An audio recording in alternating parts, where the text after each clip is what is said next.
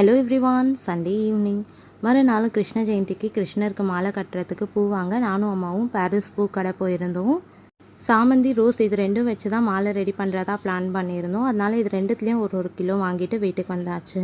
நாளைக்கு கிருஷ்ண ஜெயந்தின்றனால பூவோட விலை கொஞ்சம் அதிகமாகவே இருந்தது. ஃபஸ்ட்டு ரோஸ் இந்த மாதிரி கட் பண்ணி அந்த லீஃப் எல்லாம் பிச்சு தனியாக எடுத்து வச்சுக்கோங்க. சாமந்தியும் இந்த மாதிரி கட் பண்ணி தனியாக எடுத்து வச்சுக்கோங்க. மாலை கோக்கிறதுக்கு ஒரு பெரிய ஊசியாக எடுத்துகிட்டு நூல் நமக்கு எந்த அளவுக்கு வேணுமோ அந்த அளவுக்கு மெஷர் பண்ணிவிட்டு நம்ம கடைசியில் நாட் போட்டுக்கலாம். ஃபஸ்ட்டு ரோஸை ஒன்று ஒன்றா நீடலில் இன்சர்ட் பண்ணி நம்ம நாட் போட்ட வரைக்கும் ரோஸை இழுத்துக்கலாம்.